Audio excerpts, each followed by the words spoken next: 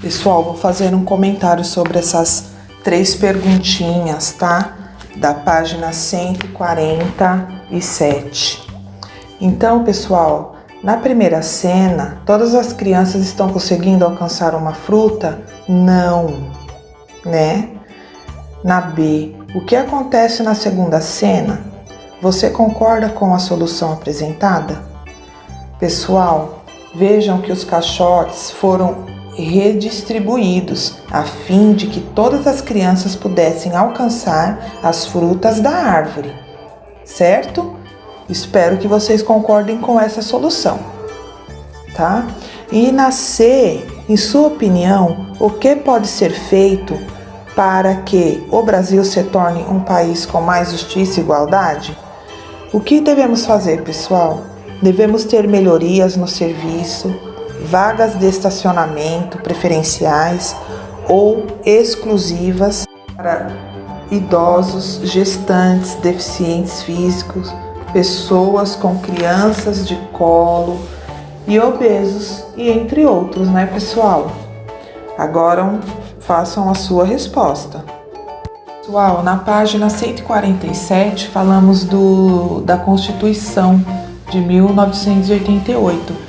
Então, pessoal, essa Constituição fala que todos são iguais perante a lei, sem distinção de qualquer natureza, garantindo-se aos brasileiros e aos estrangeiros residentes no país direitos à vida, à liberdade, à igualdade, à segurança e a propriedades, nos termos seguintes, ou seja, a igualdade e justiça.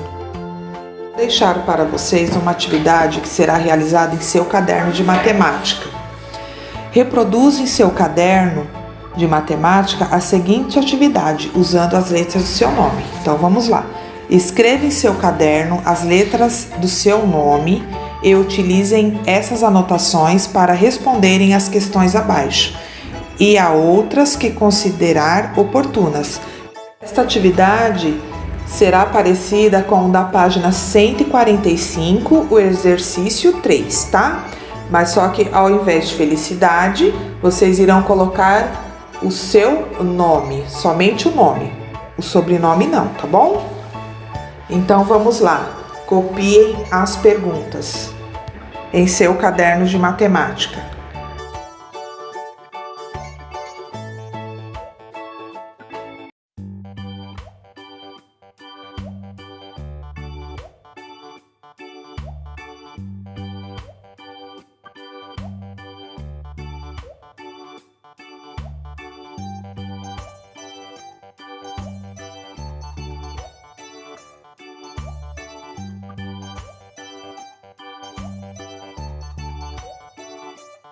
Pessoal, vamos para a matemática, página 148 e 149. Esta página está falando o que estudei, então vocês irão somente ler, tá? O que vocês aprenderam. Tabela simples, tabela de dupla entrada, gráfico de barras duplas e gráfico de setores. Vamos entrar agora em um novo capítulo, capítulo 9. Páginas 150 e 151. Gente, esse capítulo é muito legal, tá? Nós iremos falar de figuras geométricas planas. Vamos à leitura. Figuras geométricas planas. A palavra fotografia é formada pela junção dos elementos pos ou poto, que significa luz, e graphing, que significa marcar, desenhar ou registrar. As fotografias servem tanto para registrar fatos históricos como momentos do dia a dia. Uma fotografia pode ser apresentada em diferentes tamanhos. Veja as fotografias destas páginas. Teatro Amazonas em Manaus, no estado do Amazonas. Estátua do Cristo Redentor, no município do Rio de Janeiro. Catedral Nossa Senhora da Glória, em Maringá, no estado do Pará. Igreja de São Francisco de Assis, em Belo Horizonte, no estado de Minas Gerais. Página 151. Catedral Metropolitana Nossa Senhora Aparecida, em Brasília, no Distrito Federal. Museu Oscar Niemeyer, em Curitiba, no estado do Pará. Museu de Arte Contemporânea, em Niterói, no estado do Rio de Janeiro. Museu de Arte de São Paulo, conhecido como MASP, no município de São Paulo. Igreja Nossa Senhora do Carmo, em Ouro Preto, no estado de Minas Gerais.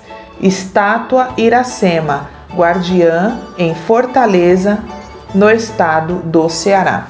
Nesta página há duas perguntas que vocês irão responder em seu caderno de matemática.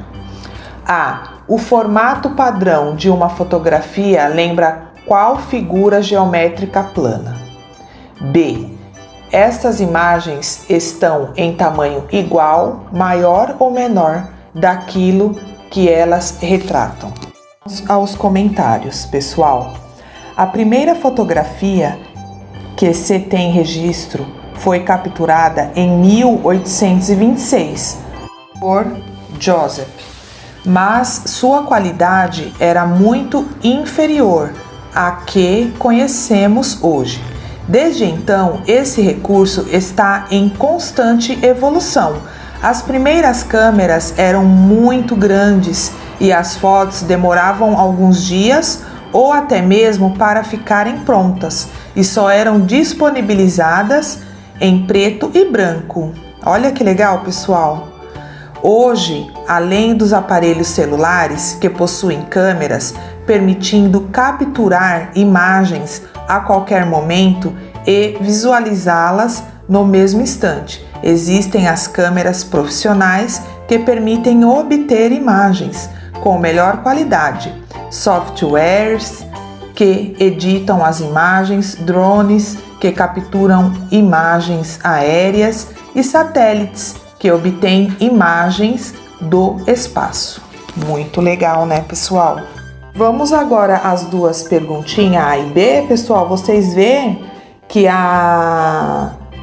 essas fotos, elas estão numa forma geométrica que é o retângulo. Deu para perceber? Observem bem as imagens. E vocês, têm fotografias diversificadas em suas residências? Pergunte às pessoas do seu convívio se já realizaram alguma ampliação ou redução de fotografia para colocar em um porta-retratos. Vocês conhecem esses locais mostrados nas fotografias destas páginas? Não esqueçam de responder as perguntinhas no caderno de matemática. Vamos agora para a página 152. Vamos falar um pouco sobre polígonos. Vocês sabem o que seriam polígonos, pessoal? Primeiramente, o que são polígonos? São figuras planas, fechadas, formadas por lados que, por sua vez, são segmentos de reta e não se cruzam em nenhum ponto, tá? Os não polígonos são formados por curvas ou figuras com curvas. Vamos agora ao início do capítulo. A professora Adriana está fazendo um trabalho com os alunos sobre a bandeira do Brasil. O que um quadrado, um retângulo e um triângulo têm em comum? Vamos descobrir? As partes da bandeira lembram regiões planas. Observe algumas dessas regiões em seus contornos. Regiões planas, observem ao lado, né? Contornos. Então, eu tenho o contorno do retângulo, eu tenho o contorno do losango e tenho o contorno do círculo. Essas três figuras estão dentro da nossa bandeira do Brasil. Note que o contorno da região verde e o contorno da região amarela são formados apenas por linhas retas fechadas e que não se cruzam. Então, esses contornos são chamados polígonos.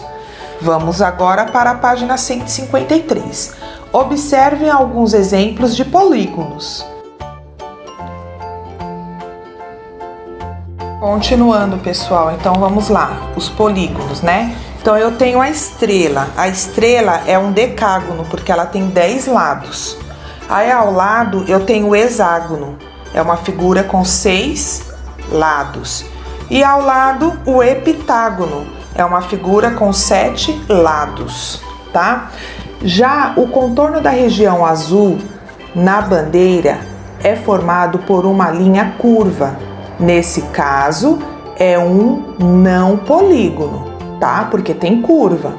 Observe alguns exemplos de não polígonos. Vejam abaixo os exemplos, tá? Então, um polígono, mas sua região interna determinam uma região poligonal.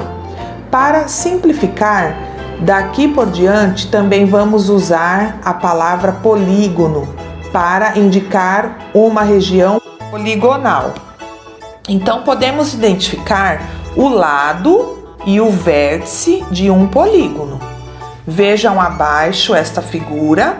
Então, cada linha reta do polígono é um lado e o ponto de encontro de 2 lados é um vértice. Então, vejam esta figura, é um pentágono porque ela tem 1, 2, 3, 4, 5. Ela tem 5 vértices e 5 lados, tá? Então, 1. Quantos lados tem esse polígono? Acabei de falar. 5. 2. E quantas vértices? 5 também, certo? Este eu vou deixar de exemplo. Vamos agora para a página 154. Vamos lá? 3. Os polígonos podem ser nomeados conforme a quantidade de lados. Observe e complete os quadros. Então vejam abaixo o triângulo, ele tem 3 lados e 3 vértices. O quadrilátero, ele tem 4 lados e 4 vértices. Agora façam os dois abaixo. Pessoal, vamos falar dos prefixos nos nomes dos polígonos. Por exemplo, o tri do triângulo refere-se a 3 lados ou vértices, certo? Lembrando que em um polígono, a quantidade de lados é igual à quantidade de vértices. Não esqueçam disso. Temos também os polígonos regulares e os polígonos irregulares. Servem as figuras. Continuando, a bandeira do Brasil, identidade nacional. A proclamação do Brasil como uma república ocorreu em 15 de novembro de 1889. E 4 dias depois desse evento, a atual bandeira nacional foi adotada. Alguns motivos históricos levaram à escolha das cores, mas a interpretação popular diz que a cor verde representa as florestas, a cor amarela representa o ouro e as cores azul e branca representam o céu. Os tamanhos podem variar, porém as medidas dos lados dos polígonos e da região circular devem manter uma proporção. Na região circular existem 27 estrelas representando os atuais estados e o Distrito Federal. E há uma faixa branca com a legenda Ordem e Progresso, escrita em verde. Só um comentário sobre o que acabamos de ler, pessoal. O projeto de 19/11/1889 nada diz sobre as cores, mas sabe-se que o verde e o amarelo da antiga bandeira do Império foram mantidos. O verde simbolizava a Casa de Bragança, Portugal, da qual Dom Pedro fazia parte. O amarelo, por sua vez, representava a Casa de Habsburgo, Áustria, a qual Dona Maria Leopoldina pertencia. Olha, pessoal, que interessante, né? Nossa bandeira é muito rica. Essas cores maravilhosas representam o nosso Brasil.